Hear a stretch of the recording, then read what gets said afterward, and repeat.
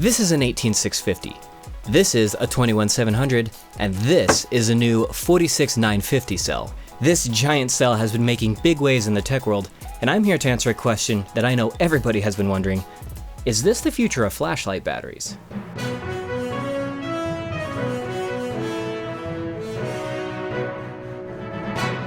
In order to test this out, Lumintop sent me these two awesome new flashlights, both of which are running off of a single 46950 battery. Now, I do want to give a little bit of background here first. So 18650s have been dominant in the tech space for a while. They've been used in all sorts of devices, laptops, power tools, EVs, and of course flashlights. So in all seriousness, flashlights really have been a good testing ground for different battery types and form factors. One of my favorites for a long time has been the 26650. So this is wider than an 18650. It leads to a slightly chunkier light, but it has pretty good energy density, so slightly longer run times with these. I quite like these, but lately these have really fallen out of popularity in favor for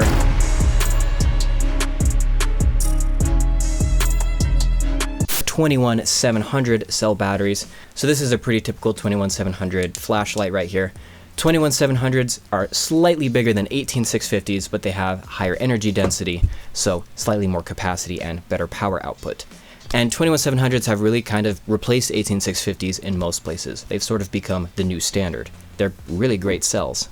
The main reason for that is because now you see them in Teslas. They're the main batteries behind a lot of electric vehicles, actually. Now, a couple of years ago, a battery that got a lot of attention, at least in the flashlight world, was the 26800. So this is just a slightly longer version of the 26650, same diameter. This was the hot new thing for a little bit. It was going to be the future of flashlights because people preferred the form factor, but it never really caught on, especially with the major battery manufacturers, and so it seems to have kind of died out. I haven't seen any progression in the 26800 space, so I don't expect to continue to see these. Still an interesting option though. But a couple of years ago, Tesla really started experimenting with and pushing for these really large diameter cells, about 40 millimeters.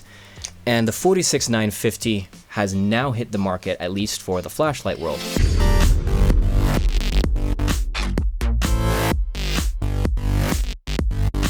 So we can really start to test and see if this battery is a significant improvement over older form factors. Now here's the thing, Lumintop sent me these two huge flashlights. These are new models using this new 46950 battery, and this is gonna make a really nice comparison because I also have flashlights using multiple older cells. So this is a 4x 18650 light right here, and this is a 4x 21700 light. And as you can see, the form factor is very similar, right? So it does give us a pretty good comparison point. Now, it's not going to be apples to apples because the emitters and drivers on all of these lights are different, but this does give us a really cool testing ground. This is the Lumintop GT 46950, you can see right there. This is a single emitter light, and then this is the Lumintop Mach 46950 edition. So this has got multiple emitters and an active cooling fan here in the center. This is actually a really neat flashlight. Both of these flashlights are actually surprisingly cheap. I think they run about $200. I think this is like $170 and this is like $2 something. Specifically, these lights are using Lumintop's customized 46950 cell. So this is a claimed 32,000 milliamp hour cell, slightly longer than normal because it has a protection circuit and it has positive and negative contacts on the top, specific to the design of this flashlight. Now, I don't know the exact manufacturer behind these cells. I don't know what's underneath this wrapping, but I did do some tests because I wanted to see if it really was 32,000 milliamp hours like they claimed. So I hooked these up to my computerized battery analyzer, ran several different tests at different current levels, and found that they were actually very high capacity. So at about 10 amps, I was getting 28 amp hours. At 5 amp and 1 amp loads, I was getting just under or just at 30 amp hours. So a little bit below the supposed specification, but very high capacity, really impressive. Okay, so here's the thing. This is the VapeCell F56. I don't know exactly what cell is under this wrap here, but it's the highest capacity 21700 you can get right now. I measured it at 5500 milliamp hours. Now, that's a lot for a 21700. It's quite good, but that means that 4 of these together only come out to 22,000 milliamp hours. Again, quite a bit, but 4 of these is the same size as one of these 46950 batteries, at about the same size. Yet this battery comes out to almost 30,000 milliamp hours. So in effectively the same form factor, you're getting significantly more capacity here. And when we look at the form factor in an actual light, here's the Mach 46950 and here's the GT3 Pro, which is 421-700s. You can see how similar these are in size. The Mach is actually slightly thinner. There you go. So these 421-700s result in a flashlight that's slightly larger than this Mach. Here we've got another light. This is only 3 21-700s, and you can see this is a very similar form factor. Again, slightly fatter. So this 46950 really is an effective way to pack super high capacity into a reasonably compact form factor. This is kind of what we would consider a soda can, pop can light. You know, it's kind of short, fat, and chunky, and this is pretty heavy. It's quite energy dense. Now, one other thing worth noting about having one of these big batteries versus several smaller cells is that it's going to affect the type of drivers you're going to use. So oftentimes lights like this are still going to have all of their cells wired in parallel, so they're going to be 3 volts, so it's not going to matter in that case. But sometimes you'll have these wired in series, so you could have these wired up for about 7 volts or about 15-ish volts or so. So it just kind of depends, but this does give developers of drivers a few more options than having one single cell. But at the end of the day, engineers can work around that, right? You can use a boost driver or something. So I don't know how much of an effect that would really have, just something to keep in mind. Now again, I don't have a whole lot to say about the performance of these because I can't compare apples to apples. All of these lights have different LEDs and different drivers, so we can't make a meaningful direct comparison, but suffice it to say, these flashlights are extremely bright. The GT4695, I measured slightly under spec, about 17,000 lumens. This Mach, I measured way over spec. I actually measured like 31,000 lumens out of this. That could be totally wrong. I don't have an integrating sphere right now, so take that with a grain of salt, but suffice it to say it is stupid bright, and that's really all that it needs to be. Run times are also quite impressive, especially on this actively cooled light. It was able to go for quite a while before stepping down. So yeah, you know, honestly, is this better than having 4 18650s? Yeah, for sure. Way higher capacity. As you can see, this has got like the exact same form factor. This is slightly heavier, but it's way better in terms of performance.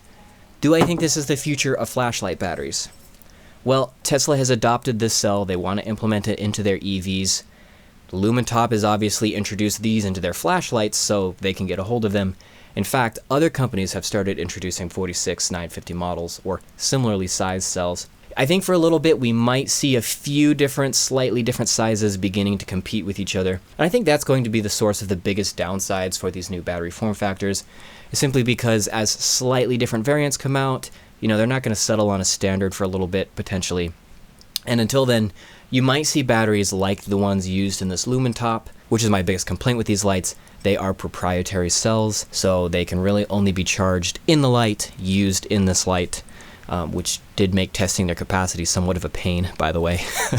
So, you know, I'm not a fan of proprietary cells. In this case, I kind of understand it, because where else are you going to even get these batteries right now? But I'm hoping that they become standard, because if they do, this is a killer new battery form factor. What gets me most excited is thinking about super flashlights, right? So this is my Ace Beam, there we go, Ace Beam X75. This is a super powerful flashlight. This has got 8 21-700s, but with just 2 46-950s, you would actually substantially improve capacity. This is the Immelent SR32. This is the brightest flashlight in the world.